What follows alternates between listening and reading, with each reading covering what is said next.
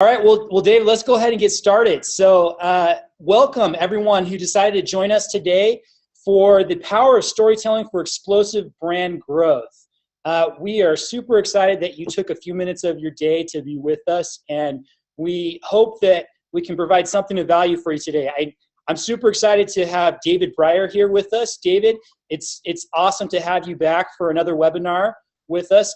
I'm Garrett Justice. I'm head of marketing here at Lucidpress, and David Brier is our resident branding expert. So for those of you who might not know who David Brier is, you are in luck. So David Brier is the chief gravity defier and branding expert at DVD International. So he's been featured in a whole bunch of publications: Fast Company, Forbes, Inc., Business Insider, Huffington Post, and he works with a select list of clients across the U.S. and overseas in nearly every industry, helping them build more impactful, more powerful brands. So David, again, thanks for being with us today. Thanks for joining us. Absolutely, man. I am pumped. I am pumped. You know, I'm super excited about this topic today. I think storytelling is something that every company can do better, right? And it's a key piece in building a powerful brand. So, before we jump in, though, I know you actually wanted to provide everyone who joined today with something special. Is that right? Do you want to tell them more about that? Absolutely. So one of the things that I find with whether it's webinars or conferences or workshops, oftentimes people get very inspired with what they hear, but then it's like, well, what can I do? What do I actually know? What do I have a roadmap or anything like that? So in response to that, in anticipation of that, what was done was I put together, and this has previously been available only to clients, the actual roadmap. It's a 6-step roadmap to successful brand creation. It's an ebook, and at the end, we'll give you the link. So it's sort of like our thank you, as well as giving you a really, besides the content in what we're talking about, giving you a really viable takeaway that you literally can share with your team or with clients or with whomever, so that you can actually know what are the steps, where do we fall in terms of creation of a brand, and where do we need to tighten it up, et cetera, so you have a successful brand and maintaining a successful brand. Awesome. That sounds great. I've actually had a chance for all those listening to take a peek at that ebook, and it is excellent. So we will share the link out for that ebook at the very end. So stick around to the very end. I also want to put in a quick plug. We're going to start here. David's going to jump into all of his content, but we actually are going to do some Q&A at the end today. So depending on when we end, we'll have 10, 15, maybe even 20 minutes of Q&A where you can ask your branding and storytelling questions to David and have him answer those. So if you have questions, things that come to mind as we go throughout the webinar today, feel free to drop those in the chat or the QA. That you should see a link at the bottom of your screen. It seems like some of you have already found that. So feel free to chat or drop us a line there. And you will also see Michelle Drennan is here. She's part of the Lucidpress team, and she will be helping manage that chat today. So she may respond directly to you with links or other content as necessary. And by the way, Garrett, you should also mention the fact that she is also wearing blue today. She is part of the blue team. That is right. I know. So hopefully we have some more people out there who are wearing blue. And David promised you maybe something special also in addition at the end. You're part of the blue team today, right? Absolutely. All right, great. Well, let's get going. Thanks, David. Absolutely. So here we go. So what this is about the power of storytelling for explosive brand growth. Now I'm going to give you some specific tools here. Now, the first thing we need to recognize is the problem, which is that somewhere in the world, someone is being bored to death sitting through a brand story that sucks. Now that we've acknowledged the problem and we're no longer in denial, that ends now. Okay, so that is over. It's not the way it needs to be. Before I jump into the meat of this, I want to go over something that's very, very important.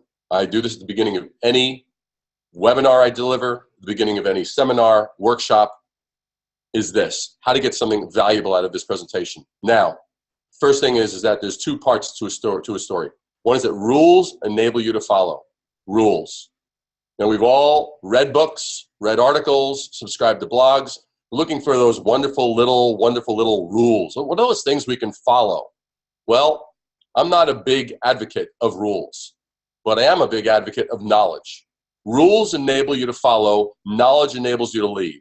In other words, I'm going to go over some very specific, very tangible, what do you do's and how do you achieve those, and show you examples of how these were applied to specific companies. But beyond the rules, I want you to actually go, well, now wait a second, why was this done? By asking why, by understanding the actual anatomy of the makeup of why this works, we convert rules, which one can blindly follow. Oh, I'm going to do step 1, check, step 2, check, step 3, check. And instead of doing it like that, we actually have the knowledge. By having the knowledge, we have the insight, we have the understanding, and it all works brilliantly well. So that's what we're going for today. Knowledge, not rules that you can blindly follow. With that being stated, what we're going to cover today is the factor of the relationship between branding and purpose, or how to influence and guide universes you didn't think were yours to control. And when I talk about that, we have to understand, if you have a brand, you're communicating to a universe. It could be a universe of moms. It could be a universe of women above 40. It could be a universe of retired people. It could be a universe of certain cultural orientations, ethnic orientations, coffee drinkers, tea drinkers, technology geeks, right? These are all universes. They all share something in common. It's as though they all like planets. They all sort of orbit the same that same sun, that same center point that they've agreed upon. So when we tap into branding and purpose, we actually uncover something very, very special. By knowing that, we can have a conversation and a dialogue and be more relevant than just, oh, what's the demographic? Oh, they like this in the morning and they think of that in the afternoon. I mean, which are just, again, blind observations. We want to go deeper. Now, so with that being understood, we have the factors. A brand is a story, and your story is your brand. So with that, what do great brands do differently? That's the thing we want to isolate. And interestingly enough, just this morning on Fast Company, I ran across this. It was very, very interesting. You've probably read articles of mine on Fast Company, but this is very interesting. We asked over 5,000 people, this is from a study they did, we asked over 5,000 people around the world to tell us about the brands whose content they actively sought out, then analyzed what those brands did. The results were surprisingly consistent. Popular brands had multifaceted personalities. They could make you laugh, or cheer, or lean forward and take notes. They'd stopped hammering away at a share of mind and were expanding to achieve a share of emotion. And a little bit further, it said, our study showed that there were 4 kinds of emotionally compelling content: funny, useful, beautiful, and inspiring. Literally, that was just this morning. I ran across this 3.5 hours ago. Now, with that brings us to this, is that the great brands are built on purposes, not stuff or pitches. Purposes. Why do we do what we do? So you ignore purposes and your brand story dies. So, interesting point. Now, what I want to share with you now, a few years ago, I looked at Amazon. I went to Amazon.com and I typed in branding and searched under books. I found this very fascinating. I was curious, how many books are there? I figured, okay, hey, maybe there's 500 books, maybe 700 books, whatever. At the time, there were when I pressed search, the result came back with over 6,300 books. So I know that when there's that many, and we're not talking about romance novels or action thrillers or science fiction or whatever like that. We're talking about branding. We're talking about a specific thing that we do to build our businesses. Over 6,300 books. I could understand 1,000 or 1,500 or even 2,000 books, but over 6,000, that was startling to me. So when I see that many different ideas, different philosophies, different strategies, different takes, I know there must be something fundamental not understood. And so what I did here was create this video to fill that void. What is branding? As creators, we want to think it's about us, our brilliant talent, our skills we perfected over the years, all these magical things: color, space, shape, tension, harmony, typography, beauty, simplicity. Then why do certain brands become great brands? Brands that connect, resonate, and spread like wildfire. It's because we tapped into our ability to see, not as ourselves, but as others. To see the minute details and trends others don't see, not just on the computer screen, or in books, or in galleries, but in and through the eyes, hearts, and minds of people.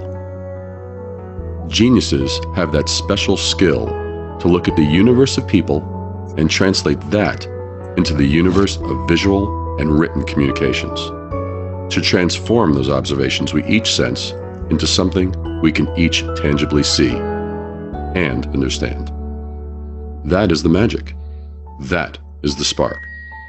That is the genius that gets each of us interested and keeps us going for something greater, for something previously impossible, for something nobody ever thought of before. That is the magic of branding.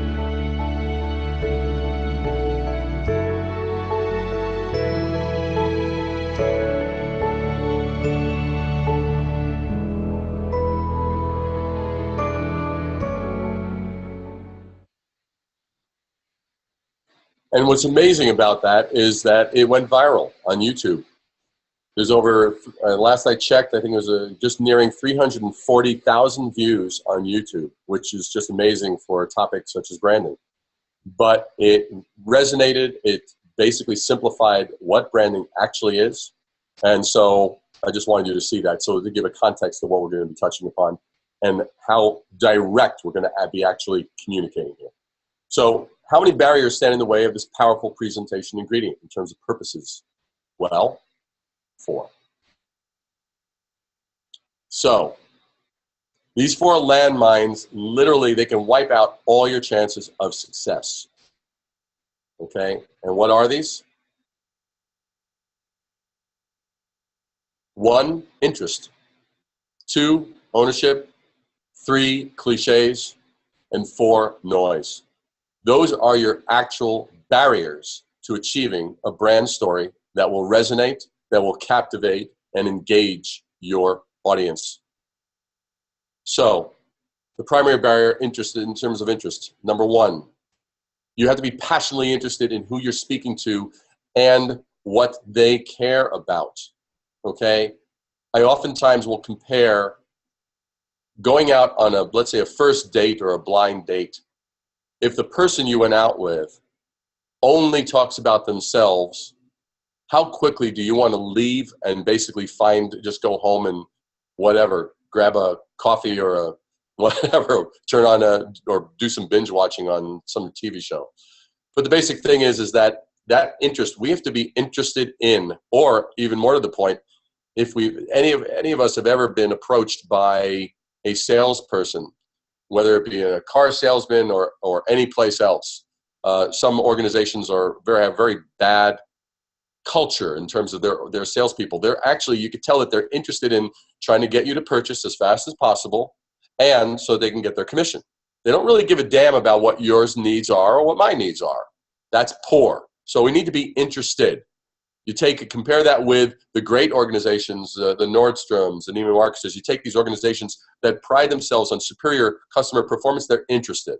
And that's what a good brand is, and it exhibits that quality.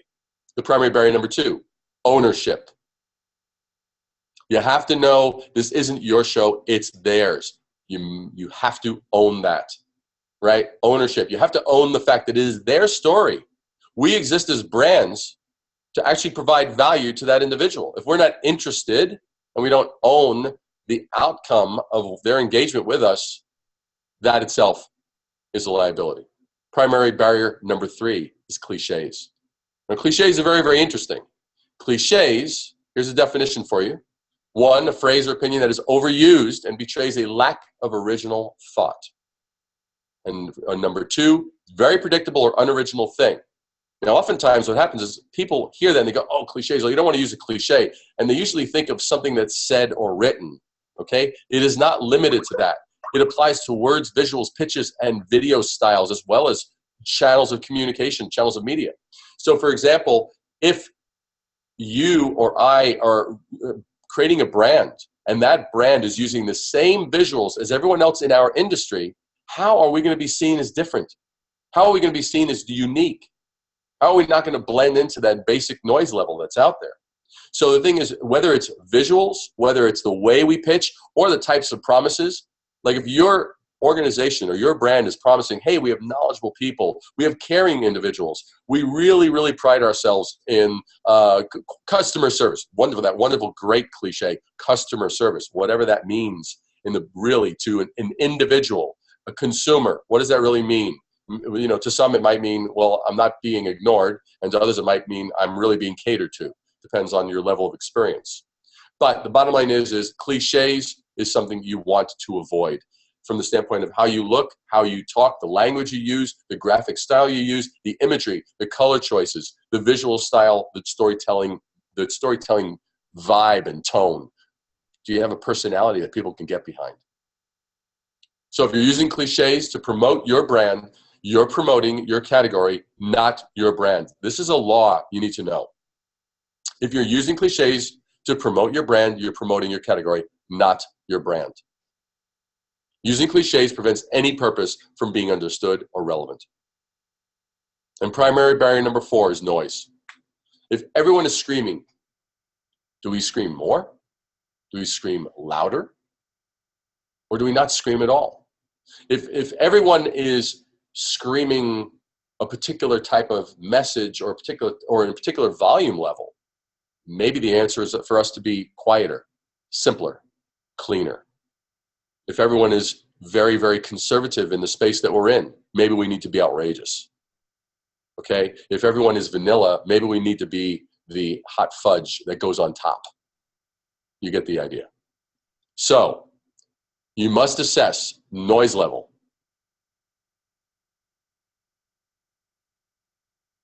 You know, does the customer have too many choices? Are the differences between the options too subtle? Are there many promises in their space? I mean, it's like these are the things you need to look at. You need to take an honest assessment and inventory to assess noise level. Every industry has noise level. Some are absurdly high.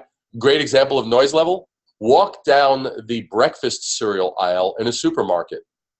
There's the perfect example of noise level. Every one of them is screaming and shouting to try and get the attention of the little kids who are yanking at mom's dress or shirt saying, Mom, Mom, Mom, I want that one, right? That's basically an example of noise level. Every industry has it just to a certain or greater extent.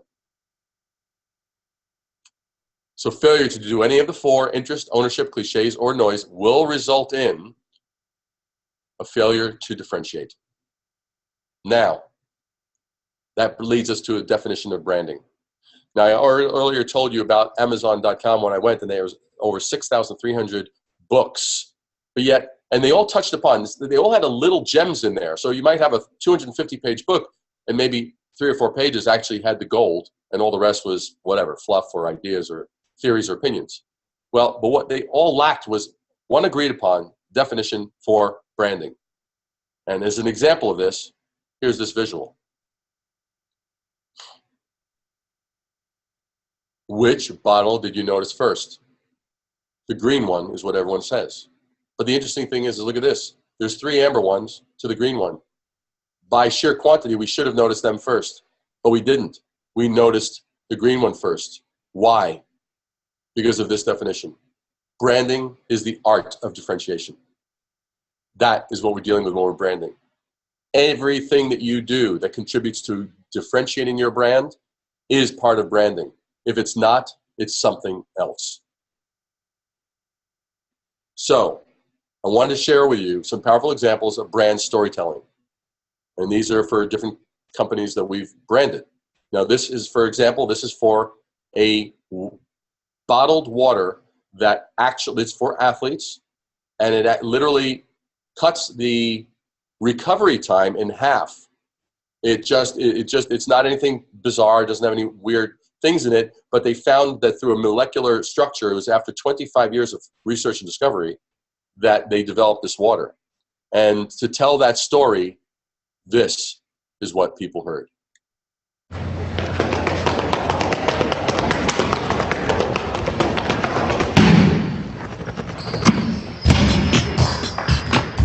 Anybody can show up. wear the right gear, look the part. But the real question is, who's the last one standing? The one who takes home the trophy. The one they want to beat next year. It's me. Me. The one who crushed it. Me. The beast.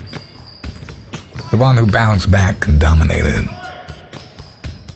To all the big companies with their fancy slogans and multi-million-dollar campaigns.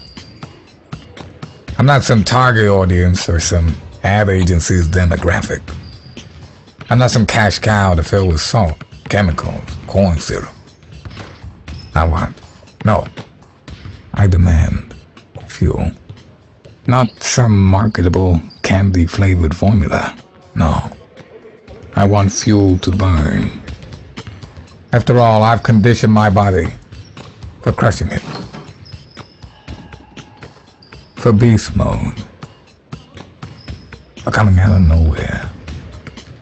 Bouncing back like a force of nature you never saw coming. Being the player my coach, trainer, and teammates know and respect. Why? Because respect isn't something you're born with. It's something you earn. Every day. Defiance fuel. Earth's first water formulated for athletic performance. Defy limitation.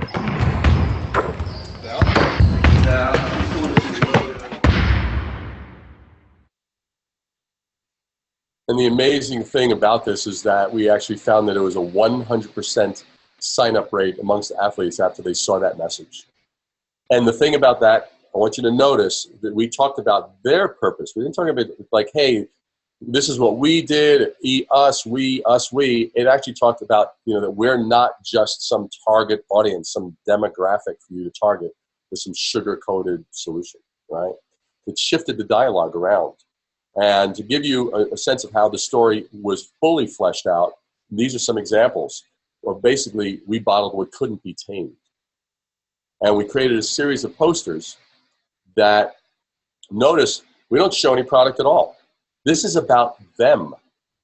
We were passionately engaged in them, their loves, their passions, their achievements. This whole series of posters just captured that.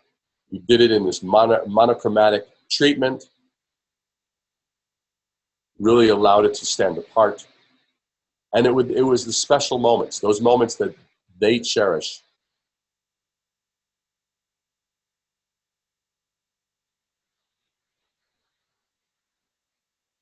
And on this one, because I'm always the first one to point out, you never want to overlook an opportunity for fun. And notice on this particular one, the logo in the lower right-hand corner is flipped upside down with the slogan, Defy Limitation.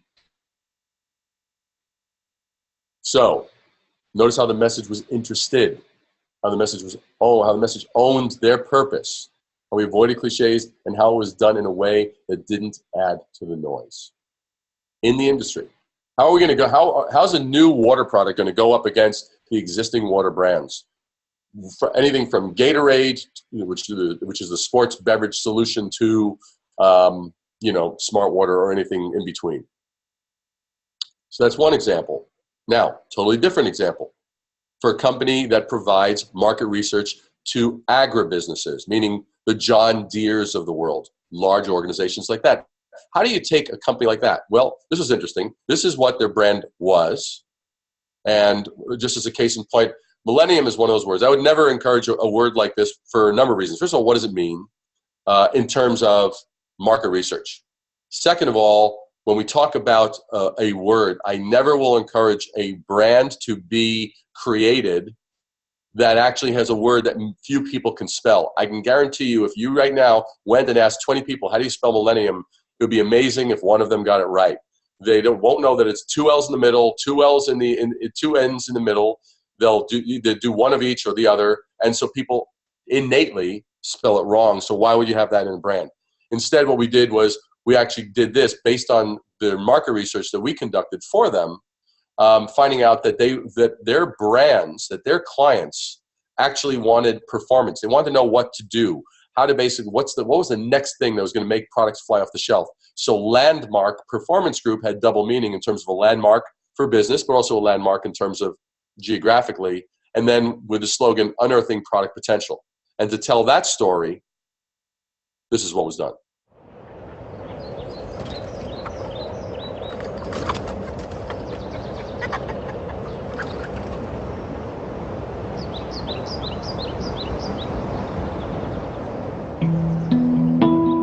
Whoever said it was about the journey never ran a business.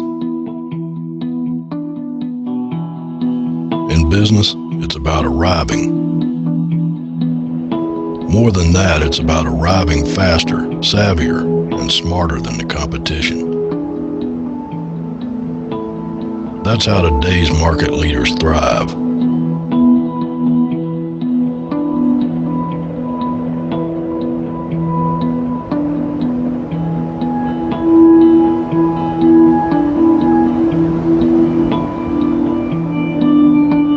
It's no longer an issue of collecting facts.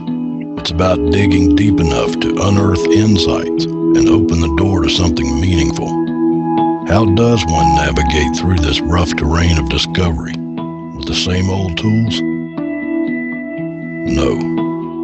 By learning to see through the eyes of those familiar with the terrain. By learning to hear what they hear.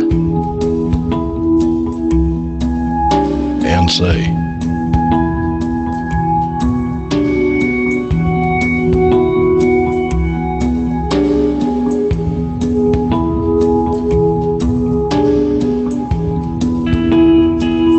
Unearth unarticulated needs that redefine a category or correct buyer perceptions. You need an unusual skill set, so what you say and do in the market strikes like lightning.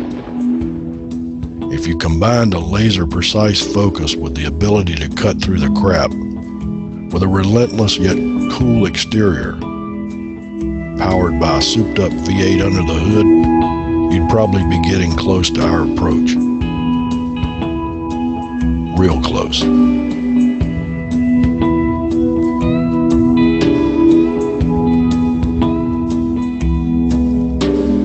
Dumb questions never yielded smart answers.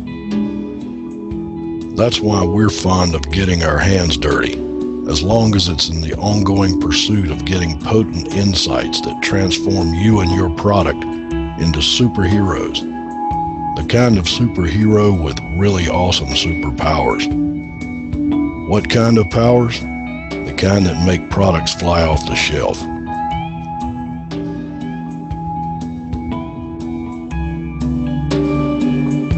We don't care if people call us names behind our backs. Names like genius, clairvoyant, Jedi-like mind readers. Whatever. As long as you say this to our face, you helped us finally understand our product distinctions and buyers' values, and now we're selling product like hotcakes. That's right, hotcakes. Sound real yummy right about now, and so it is. Let's talk.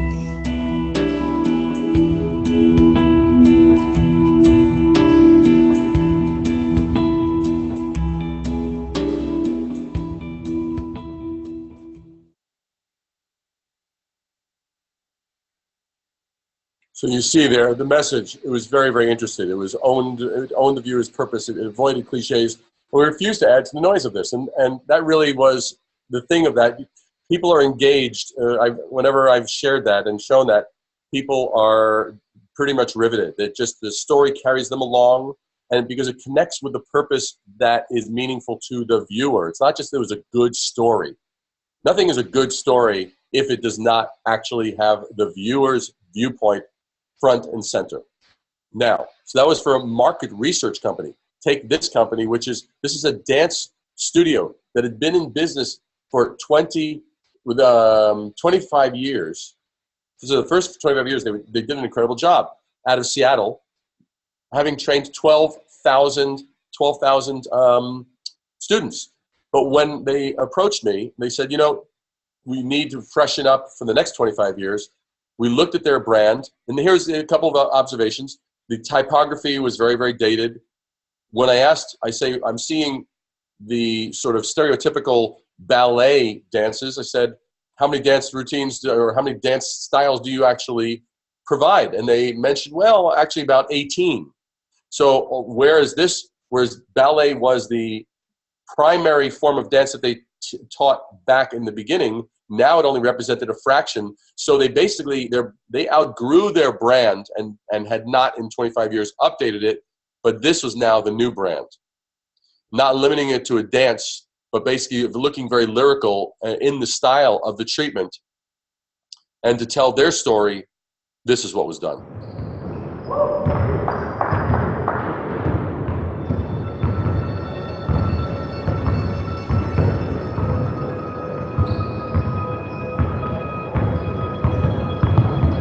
Some say dance isn't for everyone.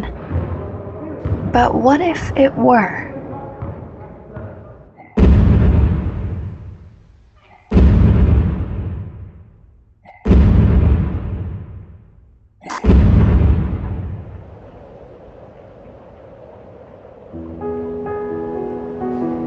What if there was a community built on the joy and freedom of dance?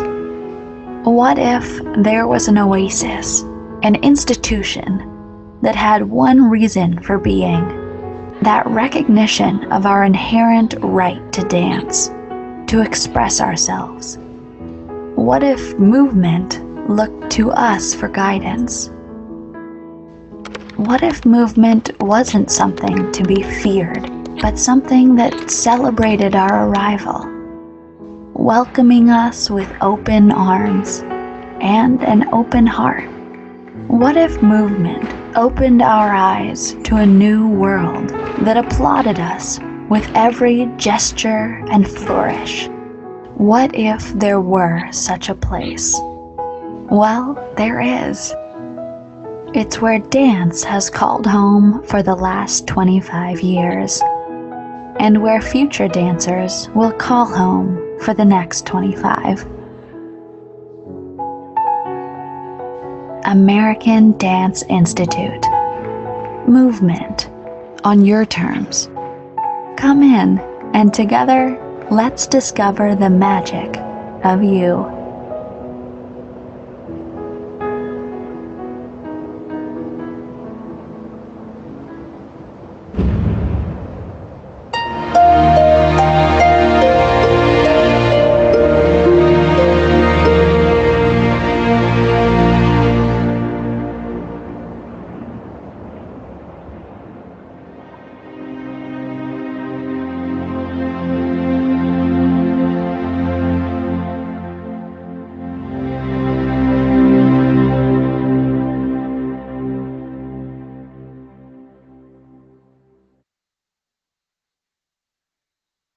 And just in terms of the storytelling, because again, a story is multifaceted, right? We're going to hit on emotions. We're going to tell. We're going to convey. Really, we're going to be a voice for them in that particular area that they're passionate about. Whether your product is in the area of cooking, or whether it's in the area of exercise, or health, or beauty, or technology, you know, there are things that we all desire. Especially take an example of technology. It's like, what do we want? We want things that are smaller, faster, more convenient, more intuitive, et cetera, et cetera. And so we have to basically make sure that that story is consistent in every point of contact. And these are just a couple of examples. And this was, as an example, this is a number of t-shirts that were designed that talk about purpose and talk about really connecting on an emotional level. This is great for kids. Rules were meant to be broken, not dancers. And so because we found that the other schools were very authoritative, dedicated to less left feet and more right ones. When in doubt, I dance. It drives serious adults crazy. And more pounds per ounce. Because what we found in looking at their space, and this is how you need to look when you're creating your brand story, we found all the other schools were very authoritative, almost demeaning. They were rather judgmental. if you didn't have the exact body type, if you didn't have the exact schedule, if you weren't the right age, they wouldn't necessarily include you or feel being that, inclined toward treating you like a human being, if you want to get real down to it. So that's where this whole concept and the whole positioning and the brand story developed out of. Brand stories develop out of observations, not just people sitting in a closed room, okay? They're built on observations. So were we interested? Yes. Okay, and did we own the viewer's problem? Yes. Did we avoid cliches? Yes. Did we bypass the noise? Yes. We didn't want to add to the noise of just all the cliches, and so that's where movement on your terms came from.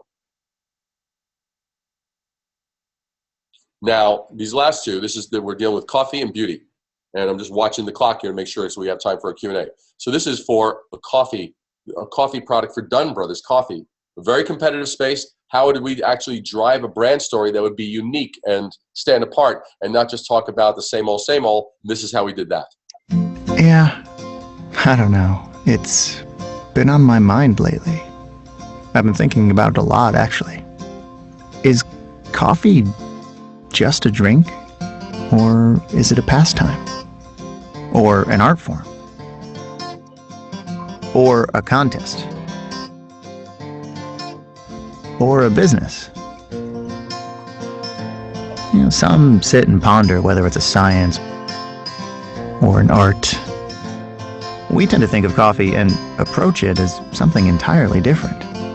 To us, it's about taste, about flavor, and about a passion that's been perfected since 1987. A passion for the ultimate convenience that's as fresh as it is real. For basking in the joy of life, its flavors, its aromas, its freshness, and taking in all that life has to offer. For those who want to sit back and take a moment to savor life's delicious pleasures, we're all in.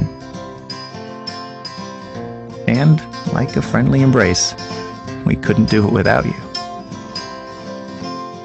This obsession with taste is why none of our independent operators use automatic machines, since no push-button solution could ever replace the handcrafted nuances of flavor and aroma, and why the beans we sell are never roasted more than 5 days ago. So, whether it's a cupful of taste, a shot of goodness, a bowl of deliciousness, a plate of awesomeness, or a reward just for the heck of it, Dunn Brothers Coffee. Life's rewards done right.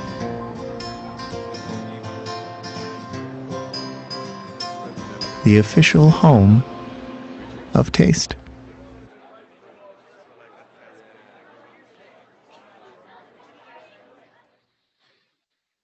And so what you see there was no one really had just encapsulated just on the simplicity of taste. It was very, very funny. It was just one of those things that we found from basically getting insights from customers. We found that taste, that thing that everyone goes, well, of course, taste, it's one to get one of those, but you never want to overlook an obvious observation, especially if it's been kind of like hiding in plain sight and nobody's bothered to look at it. And so that's how that worked out. And then with regard to, so that touches on a coffee beverage, very competitive space. And then this touches upon beauty for a product. There's a product called Undo. We developed the brand for Undo Skincare. And Undo is a play on words, obviously. Undo in terms of anti-aging, as well as dew, the freshness of dew. Anyway, this is the brand in terms of packaging. But this is their brand story in less than 1 minute. The beautiful things in life. They're what we each seek. They're what move each of us forward. And they're the best of us. And well worth protecting. Very simply, these factors are what inspired us to create something that was luxurious, effective, elegant, and simple. Like beauty itself. all in recognition of those qualities that celebrate vitality, life, and the spark of youth. Our creation? Undo. Let's defy the odds. Let's dare to shine. Undo what you don't want. Take back what you do.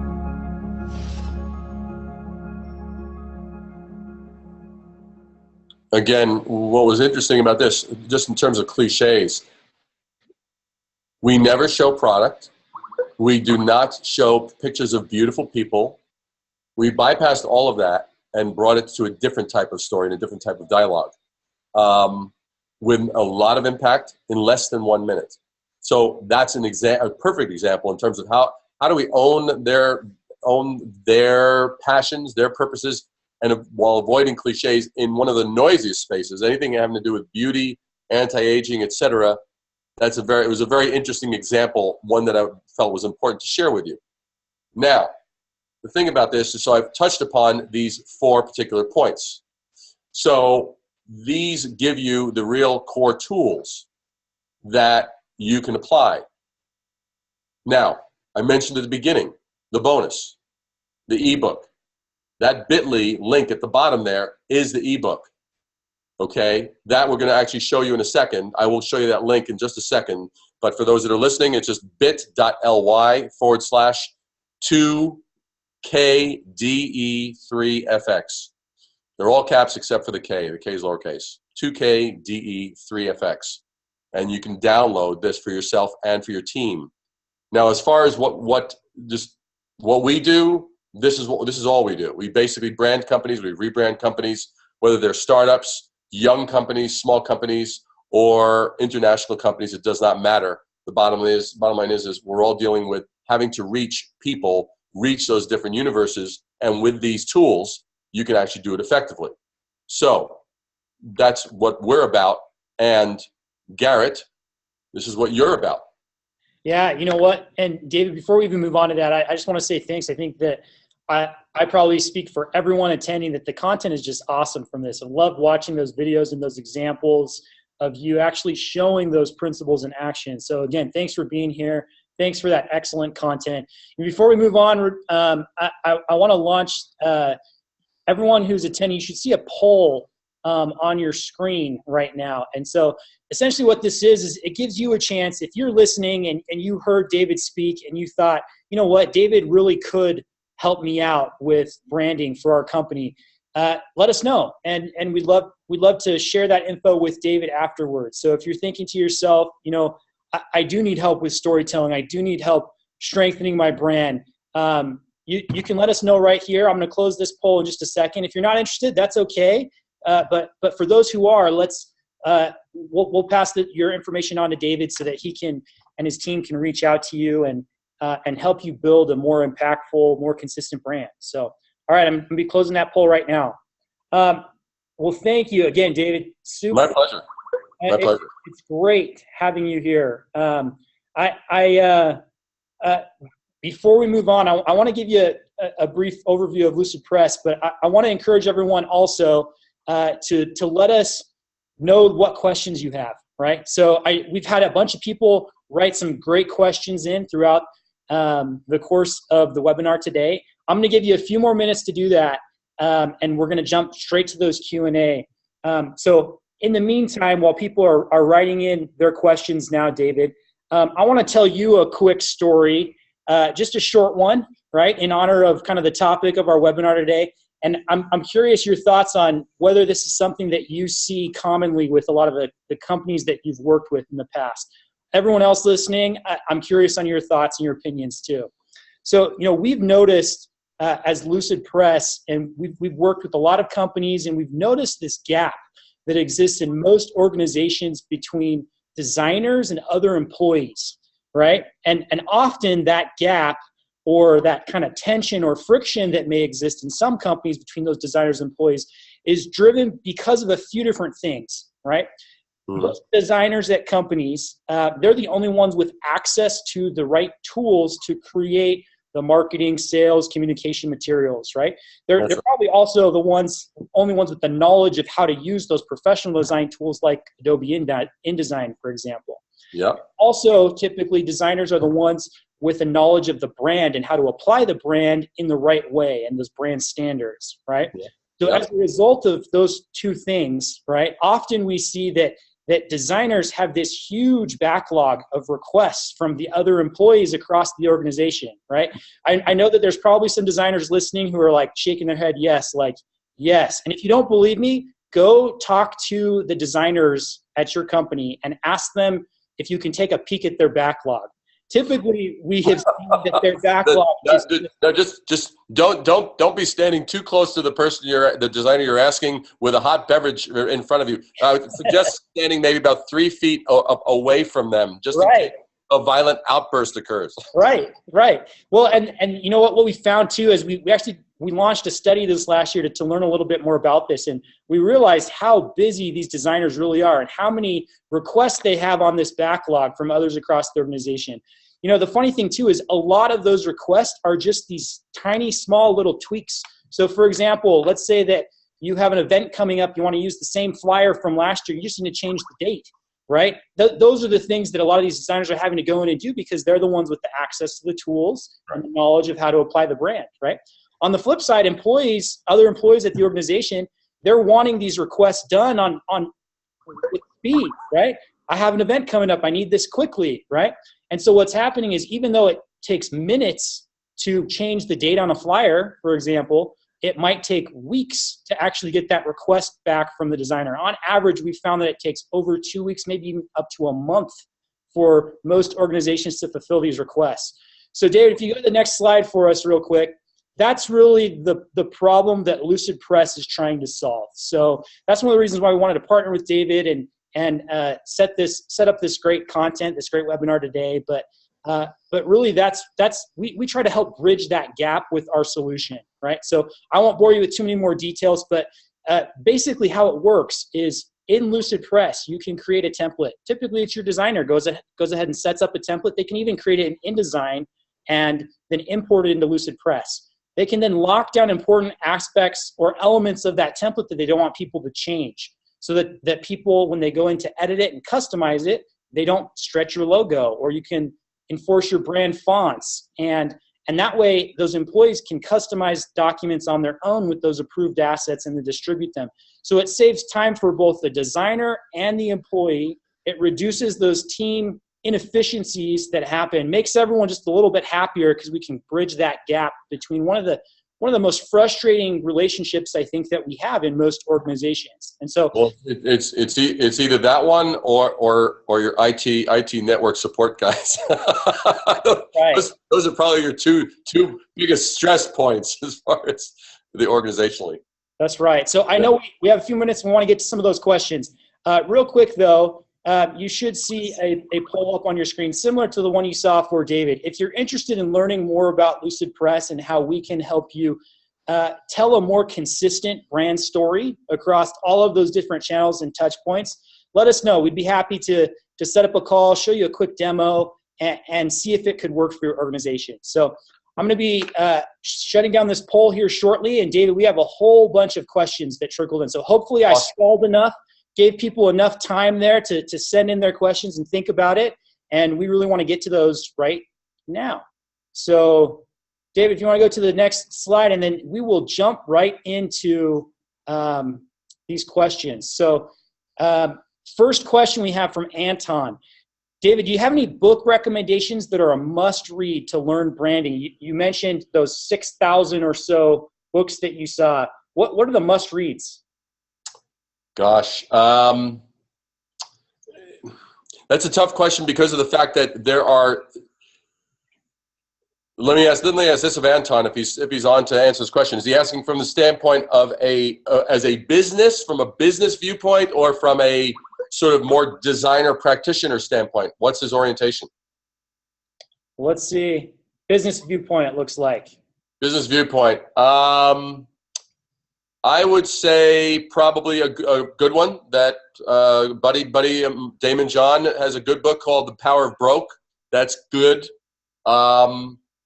I also wrote, which you can find on blurb.com. There's a book called Defying Gravity and Rising Above the Noise, which actually breaks down the 8 principles. I really kept it literally. I wrote this. It's available as an ebook or a hardcover. I literally kept it to the 8 principles to 1 page. And like this presentation, it's about 80% visual to show you how each of those 8 principles are applied. To me, it's a great primer that I think balances things out well for you. There's probably a number of other ones that are good, but the problem I have found is that these 200 and 300 page books normally have about 5 to 10 pages that actually have the meat, and the rest of it is a lot of philosophical mumbo jumbo. Interesting. Well, I think those are good suggestions, though. Yeah. So, Anton, thanks for the question. Yep. We had another question. This is from someone who anonymous, didn't put their name, but they asked, what framework can a startup implement in order to discover their story? So if you're a brand new startup, what's the process that you go through to really discover what your story is? Well, what I would, without question, download the Successful Brand Creation free ebook. Without question. Do that. That's going to answer a lot of that. But to answer you right now, I would tell you, you need to look at the space. You need to, the biggest problem of companies, whether they are global or whether they're startups, the biggest problem is that they're really, really close to their brand. Mm-hmm. They're impassioned. Now, there's nothing wrong with passion, but passion is a double-edged sword. The passion is great because it keeps them glued to staying the course, being persistent, carrying on, overcoming obstacles, but it can blind them. So that proximity, that closeness to your brand can be so problematic in that you've lost perspective. You need to step back. You need to look at the industry, whatever industry you're in. Like let's say you're in the chocolate industry and we're coming out with our great chocolate, blah, blah, blah. So the question you have to ask yourself is, why the hell should anybody care about your chocolate compared to everybody else's? Mm-hmm. And you're going to come out with, so you're going to go, well, this, well, that, well, that. I would say write down all of your answers of whatever industry you're in. Why should somebody do business with you? Why should a consumer choose you instead of one of your consumers? And then when you write down those answers, now what I need you to do, this is the ugly part of branding, but you need to do it. You need to now look at your competitors and say, are these the same types of messages that my competitors are also saying? It does not matter if yours are more true, quote unquote. It doesn't matter. We're talking not truth here. We're talking about what are people hearing. Mm-hmm. Because for those that have been around, I'll go back 35 years ago, the words all natural meant something that was brand new. That was brand new lingo in food packaging 35 years ago. And it actually meant something. Today, I think as long as the manufacturer thought about something natural when they were making it, they can plunk on all natural. Unfortunately, there are terms and things that become meaningless because they become overused. Yeah. They become cliche, they become commonplace, they become highly diluted in what they mean. So you need to first assess what you think is what are your unique drivers, and then you go, okay, now if everybody else is saying the same thing, you got a problem. You got to go, wait a second. We got to rethink this. What is our differentiator, right? Objectively, that's your starting point. That should give you a good starting tip. Yeah, that's great. I think it goes back to branding, your definition, the art of differentiation, right? Completely. The core and the key of it. Perfect. Well, thank you. Another question we have, any advice for a small nonprofit with a bare bones marketing budget? What's a kind of cheap and easy way that they can tell an impactful brand story? With that one, I will actually tell you, buy the Power of Broke. The Power of Broke from Damon John is all about that, because Damon he grew up in just where I grew up. He born in Brooklyn, raised in Queens. I was born in Brooklyn, raised in Queens. When he started FUBU, he had no money. Mm-hmm. He was working at Red Lobster. Mm-hmm. He had to be inventive. He had to figure out guerrilla marketing. He had to come up with these brilliant ideas that cost nothing. That's a great book because you have great examples in there from great people, including Damon. That would be my advice on that one, because that will give you it'll get your creative juices flowing. Awesome. Yeah, that's great. Okay, next question. I think this is a really good one. It's interesting. Is a motto a cliche? So many companies focus on their motto. Can a motto be a cliche? Anything can be a cliche. I mean, and anything could be amazingly original and amazing. It depends on the context and how it's used. Mm-hmm. Take one of the best known taglines in the world. Just do it. What the hell did that mean?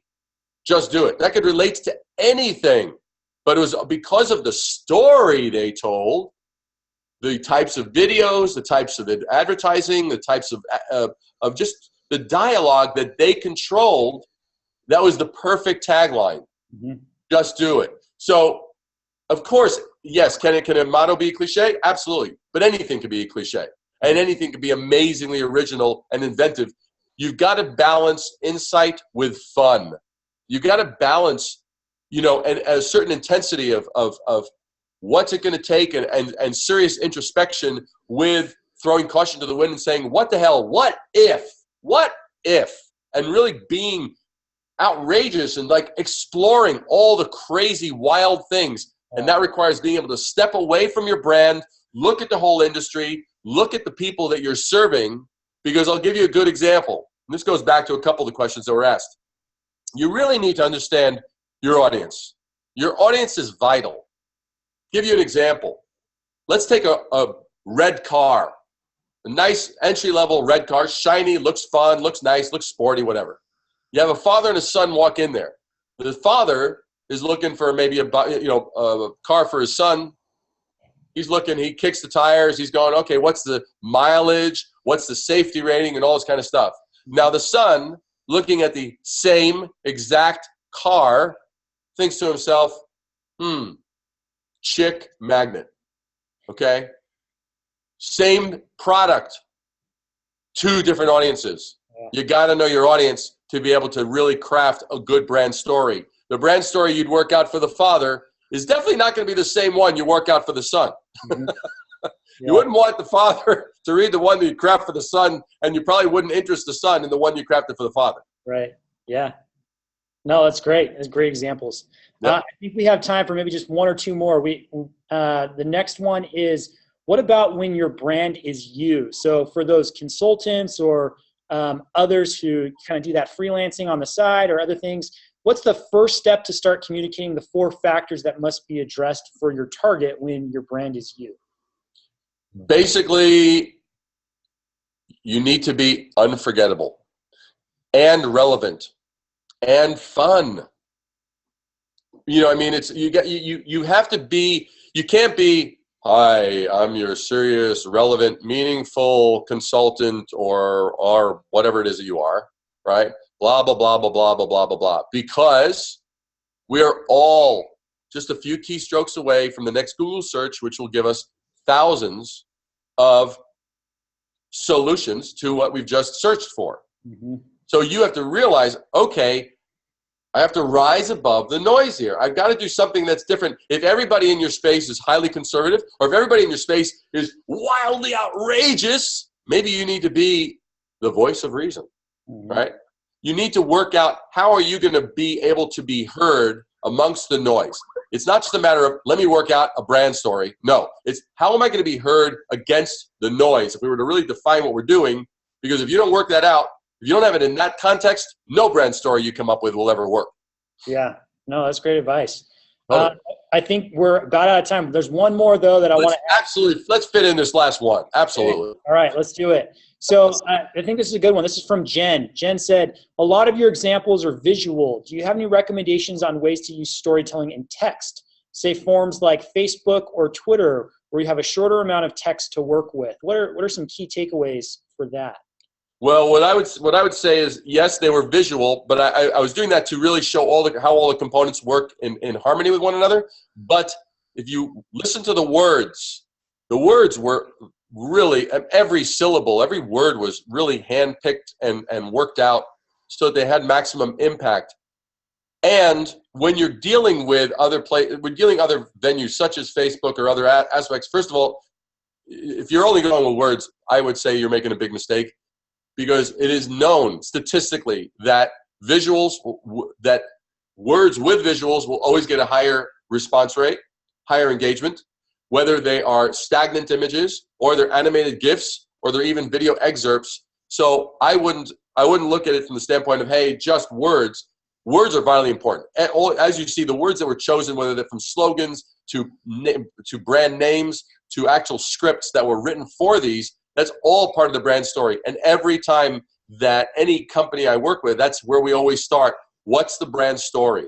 We just did that for a company out of Australia that deals in financial management. Mm-hmm. And they were shocked at the story that was weaved. And because I look at every soundbite. Personally, the way I do it and what I would recommend as a tool for you, I would, if you were crafting a story, I would then break it out into something like either Keynote or PowerPoint. I use Keynote, but Keynote, and actually break it into the snippets so that you have maybe 1 or 2 sentences. How would it break out in a presentation, in other words? Mm-hmm. So it's not just one long thing. So that way you'll see, oh, wow, that one sentence really just shouts on that as one sentence on that slide. And it, because you pace it. You control the dialogue. And so that's a tool that I use all the time when I'm crafting out these brand stories. I use that. I break it out. How is this all going to break out? So that in bits and pieces and snippets, so it's digestible, and you'll find your sound bites just through doing that. That's what I find a lot. Yeah, I think that's excellent advice. Awesome. Thanks. Well, David, I think we're out of time. I want to thank everyone who stuck around. We had a lot of people attend today and stick around all the way to the end. So thank you for joining the webinar today. David, special thanks to you for being here and sharing this awesome content. My pleasure. We are going to send a link to the recording to everyone. We've had a bunch of questions. People ask if they can get access to this because they just love this content so much, David. So we're going to actually send a link to that recording. You should look for that coming probably early tomorrow morning. So again, thank you for being here, David. It's been great having you. And, my pleasure. And thanks for taking some time with us today. Absolutely. All I can say is the blue team rules. That's right. That's right. Unplanned. We promise. It was really unplanned. But all right. Well, thank you, David. We'll talk to you later. All right. Perfect. Thank you. Thanks.